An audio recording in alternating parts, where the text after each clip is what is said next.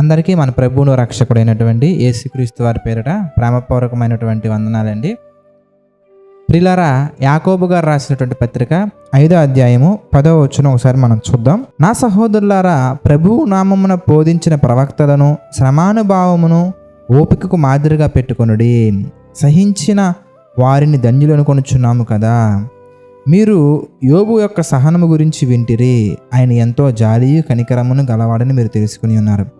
ప్రియులారా, సమస్యల్లో ఉన్నప్పుడు, శ్రమల్లో ఉన్నప్పుడు ఆ శ్రమల యొక్క అనుభవాలు మనం నేర్చుకునే ప్రయత్నంలో భాగంగా ప్రవక్తలను, ప్రభువు నామమున బోధించిన ప్రవక్తలను మాదిరిగా పెట్టుకోనమంటున్నారు.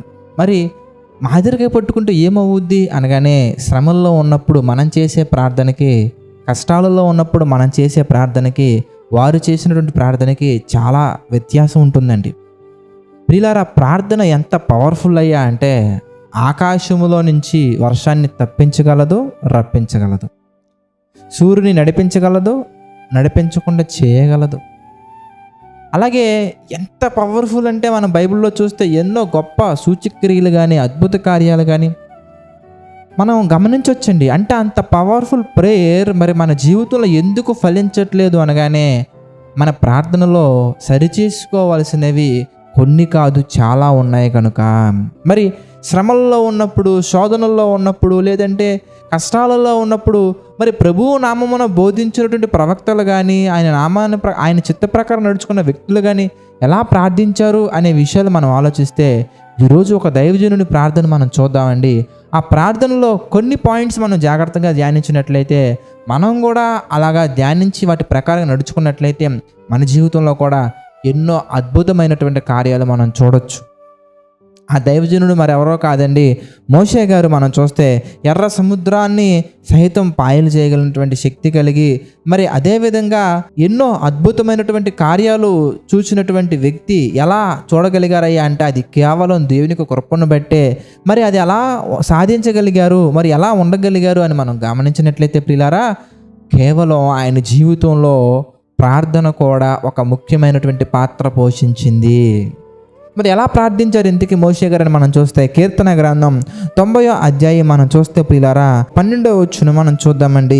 ఆయన ప్రార్థన మరి 90వ అధ్యాయం పైన మొట్టమొదటిగా మీరు చూస్తే ఏమన్నది, మీరు చూస్తే 4వ స్కందము దైవజనుడైన మోషే చేసిన ప్రార్థన, మోషే గారు చేసినటువంటి ప్రార్థన గురించి మనం చూస్తున్నామండి.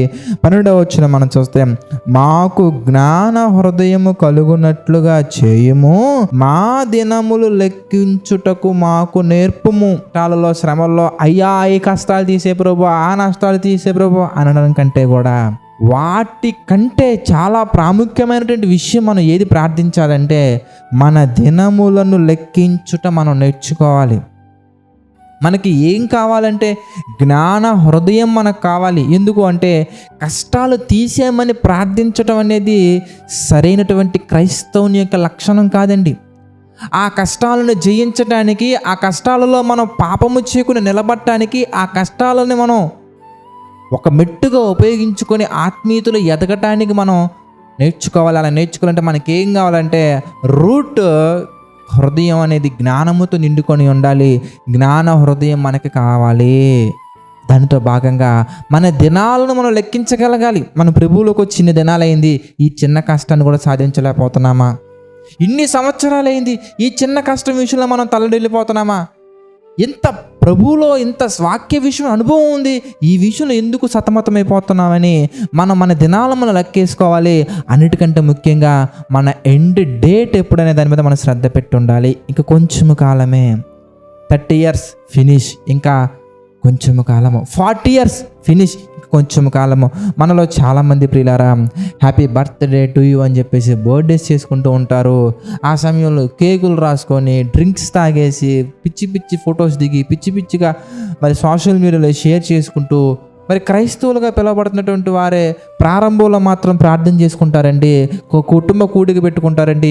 ప్రార్థన అయిపోయిన తర్వాత పాస్టర్ గారు అలా బయటకు వెళ్ళిపోయిన వెంటనే ఫ్రెండ్స్ అందరిని పిలిచేసి ఆ వీడియోస్, ఆ ఫొటోస్ ఆ కేక్ మీదే మళ్ళీ రాసుకొని పూసుకొని, తల్లిదండ్రులు కూడా ఇలాంటి వాటిని ప్రోత్సహించడండి సరైనటువంటి విధానం కాదండి. పిల్లలకి నేర్పించాలి. తల్లిదండ్రులు నేర్చుకోవాలి, పిల్లలు నేర్పించాలి, బంధువులకు నేర్పించాలి, స్నేహితులు నేర్పించాలి, ఏమైనా నేర్పించాలి. దేవుడు నా జీవితంలో ఇన్ని సంవత్సరాలు తన రెక్కల చాటున భద్రంగా కాచి కాపాడారు. ఇంకా నాకు కొన్ని దినాలే ఉన్నాయి.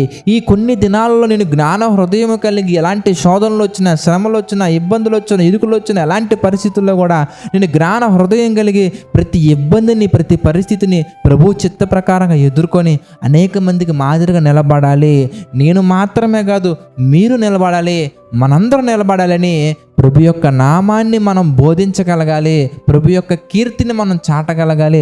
అలా చాటుతూ మనం వెళ్ళగలిగినట్లయితే ప్రియులారా, ప్రార్థన ప్లస్ ప్రవర్తన రెండు కలిసి మన జీవితంలో ఎలాంటి మేలులు చూస్తామయ్యా అంటే, మన్నా మోషే గారండి మన్నాను చూడగలిగారు, మన్నాని దించగలిగారు, భూమి మీదకి బండల నుంచి నీళ్ళు తీసుకురాగలిగారు, ఎర్ర సముద్రాన్ని పాయలు చేయగలిగారు. ఈజిప్ట్ కంట్రీలో ఫరో దగ్గర నుంచి కింద పనిచేసే బానిస వరకు ప్రతి ఒక్కరికి కూడా ప్రభువు నామాన్ని క్రియల్లో చూపించి దేవుని మహిమ కీర్తి తీసుకొచ్చారు. కనుక మనం అలా బ్రతకాలంటే, మన జీవితం ద్వారా దేవుడు అంత మహిమపరచబడాలంటే, మన జీవితంలో చేసే ప్రార్థన ప్రభువా అది తీసే ప్రభువా, ఇది తీసే ప్రభువా అని కాకుండా, అది రాకుండా చేయి ప్రభువా, ఇది రాకుండా చేయి ప్రభువా అని కాకుండా ఏం చేయాలంటే, తండ్రి ఎలాంటి కష్టమైనా కానీ వచ్చినా ప్రభువా దాన్ని నేను జయించటానికి, దాన్ని ఓడింప చేయడానికి నాకు జ్ఞాన హృదయాన్ని దయచేయ. అదేవిధంగా తండ్రి నా దినములను నేను లెక్కించుకొని ఇప్పటి వరకు నేను ఏం చేశాను, ఇంతకుముందు ఏం చేయాలని ఒక ప్రణాళిక వేసుకొని ఆ ప్రణాళికను ప్రభువా ప్రార్థన ద్వారా మీ చిత్త ప్రకారంగా మా తండ్రి చేయడం నాకు శక్తిని దయచే ప్రభువా అని మన ప్రార్థన అనేది దేవుని చిత్త ప్రకారంగా, దేవునికి అనుకూలంగా చేయగలిగితే ఎన్నో అద్భుత కార్యాలు మన జీవితంలో మనం చూడొచ్చు. ప్రార్థన చేసుకుందామండి. సకల ఆశీర్వాదములకు కారణభూతులైన మా తండ్రి, అనేకమైన విషయాలు మాకు తెలియజేసి విచిత్ర ప్రకారం నడిపిస్తున్నందుకు కృతజ్ఞతాస్తుతులు చెల్లించుకుంటున్నాం తండ్రి. మమ్మల్ని దీవించండి, ఆశీర్వదించండి, బలపరచండి తండ్రి. ఇంకా ఎన్నో విషయాల్లో ప్రభా మీకు చిత్త ప్రకారంగా మాత్రం నడుచుకొని మీ నామానికి మహిమకరంగా మాత్రం మేము నడుచుకుంటూ ముందుకు సాగట్టుకు మాకు సహాయం చేయండి తండ్రి. తండ్రి ఆర్థిక, ఆరోగ్య, మానసిక సమస్యల్లో, పరిస్థితుల్లో మా తండ్రి కురింగిన ప్రతి ఒక్కరిని మీరు జ్ఞాపకం చేసుకోండి. ప్రతి ఒక్కరికి తండ్రి మీ కృప తోడుగా ఉంచి నడిపించండి, విచిత్ర ప్రకారంగా బలపరచండి, ఆదరించండి తండ్రి. నమ్మకంగా యథార్థంగా పరిచర్య చేస్తున్న వారిని, వారి కుటుంబాన్ని, వారి పరిచర్యను మా తండ్రి దీవించండి ప్రభా. జేసీ చిచ్చు ద్వారా జరుగుతున్న పరిచర్యను మా తండ్రి మీ చిత్త ప్రకారంగా బలపరచమని, దీవించమని, ఆశీర్వదించమని తండ్రి. సమస్త మహిమ, ఘనత, ప్రభావాలు మీకే చెల్లించుకుంటూ ప్రతి ఒక్కటి తండ్రి మీ చిత్త ప్రకారంగా మా అందరి జీవితంలో జరిగించమని వేడుకుంటూ ప్రభా, సమస్త మహిమ, ఘనత, ప్రభావాలు మీకే చెల్లించుకుంటూ మా ప్రభువును రక్షకుడైనటువంటి యేసుక్రీస్తు వారి పేరిట ఈ ప్రార్థన అడిగి వేడుకొనుచున్నాము తండ్రి. ఆమేన్. అందరికీ వందనాలండి. God bless you all.